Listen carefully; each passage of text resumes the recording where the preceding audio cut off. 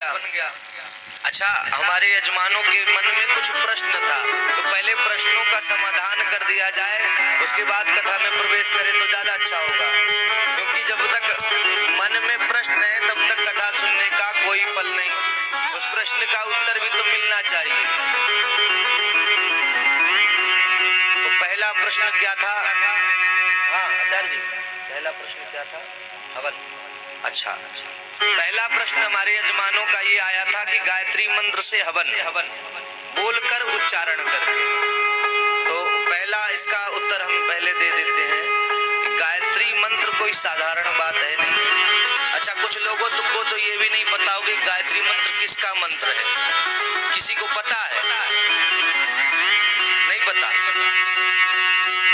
किसका मंत्र है? गायत्री माता का? नहीं, गलत। अभी तो ये पता ही नहीं कि गायत्री मंत्र किसका मंत्र है। और हमारे पंडित जी कहते हैं कि पंडित जी बोल करके गायत्री मंत्र आप हवन कराइए। गायत्री मंत्र एक गुप्त मंत्र है, इसका उच्चारण नहीं किया जाता।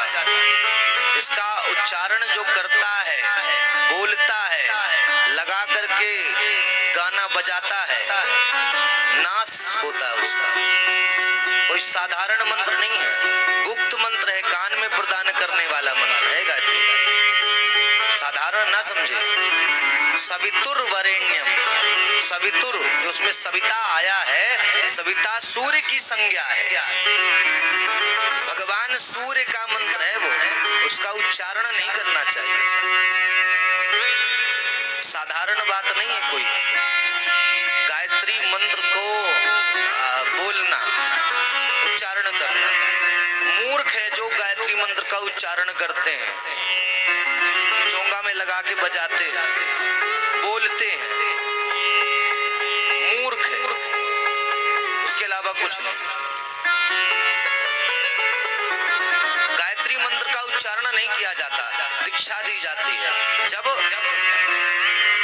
ब्राह्मणों में जब उपनयन संस्कार होता है, जब उपनयन संस्कार होता है तभी व्यक्ति ब्राह्मण बनता है। उसके पहले वो शूद्र ही होता है। ब्राह्मण का बालक भी शूद्र ही कहलाता है। पर जब उसका संस्कार हुआ, उपनयन संस्कार हुआ, तब जाकर के कहीं वह ब्राह्मण होता है। जब उपनयन संस्कार होता है तो कौन सा मंत्र प्रदान किया जाता है? सूर्य की आराधना से उसे सर्वप्रथम जोड़ा जाता है। कान में छुप कर कपड़ा ओढ़ा करके घंटी उंटी बजवा करके मंत्र प्रदान किया जाता है। जो कान में बोलने वाला मंत्र है, अब आपको किसी ने गुरु मंत्र दिया है तो आप क्या उस गुरु मंत्र को तेज तेज से चिल्ला के जाप करोगे? बताओ आप। आपके मन में पहला भाव यही आएगा कि गुरु मंत्र तेज से चिल्ला के बोलने वाला मूर्ख है, आएगा कि नहीं? उसी प्रकार ये गुरु के द्वारा प्रदान करने वाला मंत्र है, इसे गुप्त रखना चाहिए, इसका उच्चारण सबको नहीं करना चाहिए।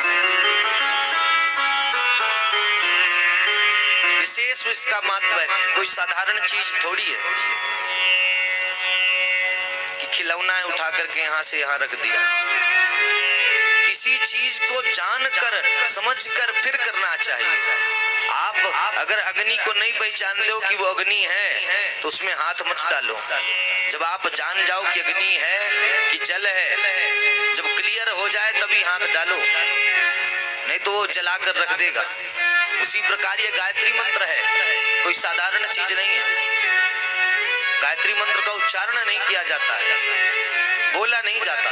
हाँ, मन में बोल करके कोई व्यक्ति आहुति डाल सकता है, पर मन में मानसिक रूप से।